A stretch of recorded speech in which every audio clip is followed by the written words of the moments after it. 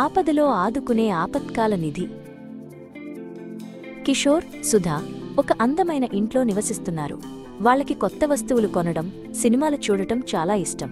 ప్రతీ నెల జీతం రాగానే వాళ్ల ఖర్చులన్నీ తీరిపోయాక మిగిలిన డబ్బుని వెంటనే ఖర్చు చేసేసేవారు. ఒకరోజు వాళ్ల స్నేహితుడు నవీన్ వాళ్ళ ఇంటికి వచ్చాడు. నవీన్ చాలా తెలివైనవాడు. డబ్బు విషయంలో మంచి సలహాలు ఇస్తూ ఉంటాడు. మీరు బాగానే సంపాదిస్తున్నారు, కాని మీ దగ్గర ఎప్పుడూ డబ్బు ఎందుకు ఉండదు అని నవీన్ అడిగాడు.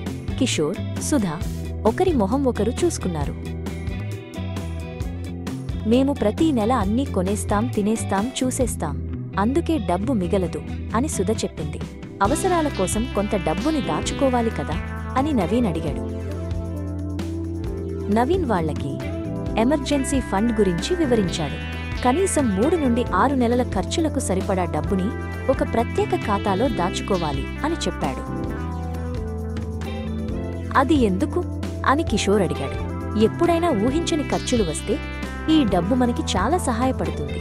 ఉద్యోగం పోయినా, ఆరోగ్యం బాగోకపోయినా, కారు రిపేర్ వచ్చినా ఈ డబ్బు మనకి భరోసా ఇస్తుంది అని నవీన్ వివరించాడు. కిషోర్, సుధ నవీన్ సలహాను పాటించాలని నిర్ణయించుకున్నారు. ప్రతీ నెల కొంత డబ్బుని ఎమర్జెన్సీ ఫండ్ కోసం దాచడం మొదలుపెట్టారు. మొదట్లో కొంచెం కష్టంగా అనిపించినా వాళ్లు కష్టపడి ఆ పని చేశారు. కొన్ని నెలల తర్వాత ఒకరోజు కిషోర్ కారు రోడ్డు మధ్యలో ఆగిపోయింది. రిపేర్ చేయడానికి చాలా డబ్బు అవసరమైంది. వాళ్లు చాలా కంగారు పడ్డారు. అప్పుడు వాళ్లకి ఎమర్జెన్సీ ఫండ్ గుర్తుకొచ్చింది. వాళ్లు దాచుకున్న డబ్బుతో కారుని రిపేర్ చేయించుకున్నారు. వాళ్ళకి చాలా సంతోషంగా, భద్రంగా అనిపించింది. కిషోర్, సుధా నవీన్కి ధన్యవాదాలు చెప్పారు. నీ సలహా వల్ల మాకు చాలా సహాయం జరిగింది అని కిషోర్ అన్నాడు. అప్పటి నుండి వాళ్ళు ఎప్పుడూ తమ ఎమర్జెన్సీ ఫండ్ని సిద్ధంగా ఉంచుకుంటారు. భవిష్యత్తులో ఎలాంటి ఆపద వచ్చినా వాళ్ళు ధైర్యంగా ఎదుర్కోగలరని వాళ్ళకి తెలుసు.